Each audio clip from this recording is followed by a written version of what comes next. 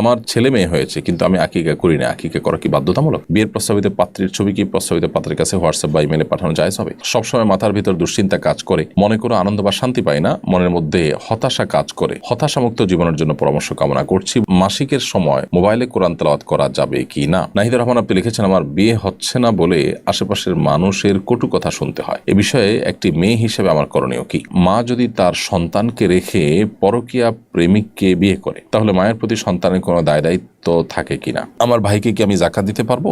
আমরা একসাথে থাকি। আমার দেশে একটা কথা প্রচলন আছে, সন্তান প্রসবের পর নাকি 45 দিন পর্যন্ত নামাজ পড়তে পারবে না, ব্লিডিং হোক বা না হোক। প্লিজ আমাকে সঠিক তথ্য দিন। অনেক মুসলিম কাঁকড়া খায়, কাঁকড়া খাওয়ার বিধান কি? রুবেল আপনি লিখেছেন, মা যদি তার সন্তানকে রেখে পরকীয়া প্রেমিককে বিয়ে করে তাহলে মায়ের প্রতি সন্তানের কোনো দায় দায়িত্ব থাকে কিনা?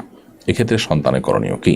মা যদি তার সন্তানকে রেখে পরকীয়া প্রেম করেন, অবশ্যই তিনি অন্যায় করেছেন, পাপিষ্ট হয়েছেন, অপরাধ করেছেন, কিন্তু তাই বলে সন্তান তার মায়ের প্রতি দুর্ব্যবহার করার অথবা মাকে ভুলে যাওয়ার সুযোগ নেই। দেখুন, মা বাপ অন্যায় করলে সেটার বিচারের দায়িত্ব কিন্তু সন্তানের উপরে বর্তায় না। বিধায় এখানে সন্তান ঠিকই তার সামর্থ্য অনুপাতে বাবা মার প্রতি সদাচরণ করা, তাদের প্রতি সুন্দর ব্যবহার করা, তাদের দিকটাকে যথাসম্ভব খেয়াল করা, তাদের প্রতি দায়িত্বশীল আচরণ করা, এই কাজগুলো তাদেরকে অব্যাহত গতিতে ঠিকই করে যেতে হবে। অনেকে আছেন এই সমস্ত ক্ষেত্রে ভুল সিদ্ধান্ত নিয়ে ফেলেন, অর্থাৎ তারা মনে করেন যে না, বাবা মা যেহেতু অন্যায় করেছেন অতএব আমি তার সাথে যা খুশি তা করতে পারি। এটা একেবারেই ভুল একটি বিষয়। আমার ভাইকে কি আমি যাকাত দিতে পারবো?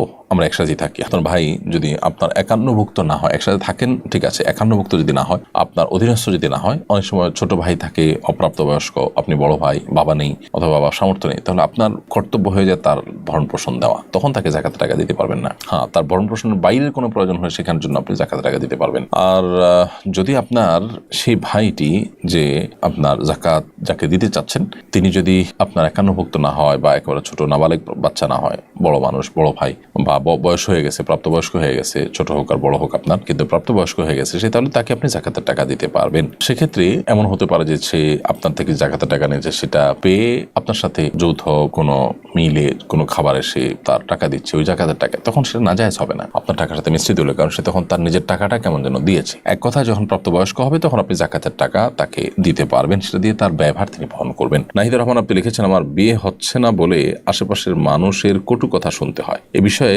একটি মেয়ে হিসেবে আমার করণীয় কি? বিয়ে হচ্ছে না বলে কেউ যদি খারাপ কথা বলেন তাহলে সেটা তাদের অজ্ঞানতা, তাদের কুসংস্কারাচ্ছন্ন চিন্তা এবং বিশ্বাসের প্রকাশ। যারা এ সমস্ত মূর্খতা সুলভ মন্তব্য করছে আপনি তাদেরকে এড়িয়ে চলুন। আল্লাহ বলেছেন, ওয়া আরিদ আনিল জাহিলিন, যারা মূর্খ তাদেরকে তুমি এড়িয়ে চলো।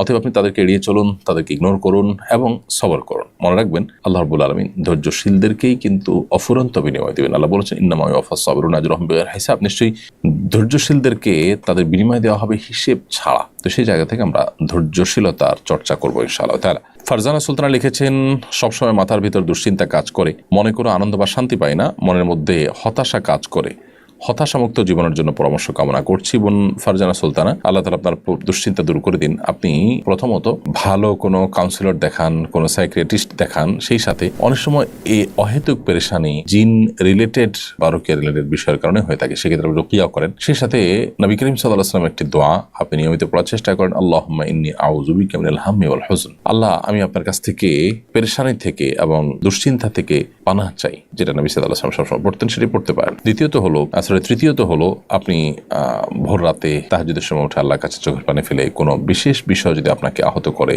অনেক বেশি ডিপ্রেশনে রাখে, সেটির ব্যাপারে আল্লাহর কাছে আপনি সাহায্য চান। দুরূদ এবং ইস্তিগফারের আমল মানুষের দুশ্চিন্তা দূরে অনেক বেশি সহায়ক ভূমিকা রাখে। তানিয়া আহমেদ আপনি লিখেছেন, আমাদের দেশে একটা কথা প্রচলন আছে, সন্তান প্রসবের পর নাকি 45 দিন পর্যন্ত নামাজ পড়তে পারবে না, ব্লিডিং হোক বা না হোক। প্লিজ আমাকে সঠিক তথ্য দিন। তানিয়া, এটা সঠিক কোনো তথ্য নয় যে 45 দিন পর্যন্ত নামাজ পড়তে পারবেন না। যতদিন ব্লিডিং হবে ততদিন আপনি নামাজ পড়বেন না। ব্লিডিং বন্ধ হয়ে গেছে তারপর থেকে আপনি নামাজ পড়তে হবে। সেটা হতে পারে 10 দিন পর থেকে, 20 দিন পর থেকে, এর কোনো সর্বনিম্ন সময়সীমা নেই। 10 দিন পরে যদি কারো ব্লিডিং বন্ধ হয় তারপর তাকে নামাজ শুরু করতে হবে। নাইমুজ্জামান রিয়াল আপনি লিখেছেন, অনেক মুসলিম কাঁকড়া খায়, কাঁকড়া খাওয়ার বিধান কি? দেখুন, হানাফি মাযহাব অনুযায়ী কাঁকড়া খাওয়া মাকরুহ, যদিও ইমাম শাফি রাহমাতুল্লাহ মাযহাব এবং অন্যান্য মাযহাবে সেটি হালাল এবং জায়েজ। মাকরুহের মানে কিন্তু হারাম নয়, অর্থাৎ অপছন্দনীয়, না খাওয়া উত্তম। শরিয়ার একটা বিধান, অর্থাৎ সেটা অ্যাভয়েড করা উচিত। বাট খেলে যে কেউ হারামে লিপ্ত হয়েছে, কাবিরা গুনাহ লিপ্ত হয়েছেন, ব্যাপারটিকে সেভাবেও দেখার সুযোগ নেই। নিগার বিনতে জাসিম আপনি লিখেছেন, আমি যখন কোনো একটা বিষয় নিয়ে ভাবি বা কারো কথা ভাবি তখন প্রথমে আমার মাথায় খারাপ চিন্তাটাই আসে, এ থেকে বাঁচার উপায় সম্পর্কে একটু সাহায্য করবেন। কাউকে নিয়ে নেগেটিভ চিন্তা আসা ঠিকই খারাপ জিনিস। আল্লাহ সুবহানাহু ওয়া তাআলা কোরআনে কারিমে বলেছেন, ইন্না বা'দা যন্নি ইসম, নিশ্চয়ই কোনো ধারণা মানুষের প্রতি, অর্থাৎ খারাপ ধারণাকে এখানে মিন করা হচ্ছে, এটা গুনাহ। এজন্য আল্লাহ সুবহানাহু ওয়া তাআলা বলেছেন, ইজতানিবু কাসীরাম মিনায-যন্ন, আয়াতের আগের অংশে আল্লাহ বলেছেন তোমরা অনেক ধারণা করা থেকে বেঁচে থাকো। তো এই যে মন্দ ধারণা, যেটা থেকে আল্লাহ তাআলা আমাদেরকে বিরত থাকতে বলেছেন, সেটি নিজের অজান্তে কারোর প্রতি যদি চলে আসে, তাহলে সেক্ষেত্রে প্রথমত কুধারণা বা মন্দ ধারণার যে অপরাধগুলো আছে সেগুলোর সাথে সাথে চিন্তা করবেন। সে আয়াত, সে হাদিসগুলো আপনি স্মৃতিপটে সবসময় যেন ভেসে ওঠে সেই ব্যবস্থা রাখবেন, বিভিন্ন জায়গায় লিখে রাখতে পারেন। তাহলে আশা করা যায় যে আপনি কারোর পরে বাজে চিন্তা করছেন, সাথে সাথে আপনি যখনই আয়াত এবং হাদিসগুলোকে স্মরণ করবেন, আপনার মধ্যে কিছুটা হলেও ইনশাআল্লাহ বিইذনিল্লাহ ভিন্ন চিন্তা চলে আসবে, অর্থাৎ অপরাধ বোধ আপনার মধ্যে জাগ্রত হবে। আশা করা যায় এর মাধ্যমে আপনি আস্তে আস্তে বাজে চিন্তার যে টেন্ডেন্সি, সেখান থেকে, এই প্রবণতা থেকে আপনি বেরিয়ে আসতে পারবেন ইনশাআল্লাহ তাআলা। আনিকা তাসনিম আপনি লিখেছেন, মাসিকের সময় মোবাইলে কোরআন তেলাওয়াত করা যাবে কি না? বোন আনিকা, মাসিকের সময় কোরআন কারীমের তেলাওয়াত করার ক্ষেত্রে বেশিরভাগ ওলামা ইকরাম বা জমহুর ওলামা ইকরাম যে আছে, তাদের মত হলো যে আপনি এটি করতে পারবেন না। যদিও ইবনে তাইমিয়া রাহিমাহুল্লাহ, ইবনুল কাইয়্যিম এবং পরবর্তী যুগের আরব ওলামা ইকরাম, অর্থাৎ সৌদি আরব ওলামা ইকরাম, তারা এটাকে জায়েজ বলেন, কিন্তু জমহুর বা সংখ্যাগরিষ্ঠ ইমামদের মত এটি নয়। তাদের মত হলো যে মাসিকের সময় আপনি কোরআন কারীমের তেলাওয়াত করবেন না।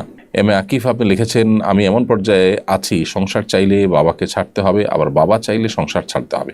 এমত অবস্থা আমার কী করা উচিত? আমি সিদ্ধান্ত নিতে বকছি, পরামর্শ কামনা করছি। বোন আকিফা, আপনাকে বলবো যে আপনি আশেপাশে কোনো বিচক্ষণ বিদগ্ধ আলিম, কোনো কাউন্সিলরের শরণাপন্ন হন এবং একটু জানার চেষ্টা করুন যে আসলে আপনার যে পরিস্থিতি, সেই পরিস্থিতি আপনার করণীয়টা কী। কারণ এটুকু সংক্ষিপ্ত প্রশ্নের ভিত্তিতে আপনার জন্য এরকম একটা ডিসিশন, যেটা খুবই গুরুত্বপূর্ণ, সেটি আমরা আসলে দিতে পারবো না। এর জন্য আপনার পুরো পরিস্থিতিটা কি, কেন সংসার করতে চাইলে বাবাকে ছাড়তে হবে, আবার বাবাকে রাখতে চাইলে সংসার ছাড়তে হবে, সেটা কেন, কোন পর্যায়ে আছে, সেটা আমার মনে হয় দীর্ঘ আলোচনা করার দরকার, খোলামেলা কথা বলা দরকার। আসন্না ফাউন্ডেশনে শুক্রবার ছাড়া যে কোনো দিন সকাল 9টা থেকে বিকাল 5টা পর্যন্ত আমাদের ওলামা ইকরাম থাকেন এই সার্ভিস দেওয়ার জন্য। আপনার কোনো প্রয়োজন হলে আসলে ইনশাআল্লাহ তারা আপনাকে সময় দিবেন। ইসরাত জাহান হান্না লিখেছেন, বিয়ের প্রস্তাবিত পাত্রীর ছবি কি প্রস্তাবিত পাত্রের কাছে হোয়াটসঅ্যাপ বা ইমেলে পাঠানো জায়েজ হবে? যদি সেফ মনে করেন যে তারা এটার অপব্যবহার করবে না, গায়ে মাহরাম বা যাকে দেখানো না জায়েজ তাকে দেখাবে না, তাহলে দিতে পারেন। এবং দেওয়ার সময় অবশ্যই শর্ত দিয়ে দিবেন যে ছেলে কিংবা ছেলে পক্ষের কোনো মেয়ে ছাড়া আর কেউ ওই ছবি দেখবে না, এবং একটা পর্যায়ে দেখার পর সেটি তারা ডিস্ট্রয় করে ফেলবে, ডিলিট করে ফেলবে। এই বিষয়গুলো যদি নিশ্চিত হয়, দেনদার হয়, তাদের কমিটমেন্টের মূল্য আছে মনে হয়, তাহলে দেওয়া যেতে পারে, তা না হলে এটা দেওয়া উচিত হবে না। এরপর এমডি শাকিল মোল্লা আপনি লিখেছেন, আমার ছেলে মেয়ে হয়েছে কিন্তু আমি আকিকা করি না, আকিকা করা কি বাধ্যতামূলক? সন্তান হওয়ার পর ছেলে হলে 2টি ছাগল, মেয়ে হলে 1টি ছাগল আল্লাহর ওয়াস্তে জবাই করা 7ম দিনে, এটা আকিকা। আর আকিকা করাটাকে ওলামা ইকরাম মুস্তাহাব বলেছিল। কোনো ওলামা ইকরাম ওয়াজিব বললেও এটি মূলত মুস্তাহাব বা সুন্নাহ বড়জোর। এটি করলে সওয়াব হবে, কিন্তু না করলে গুনাহ হবে না।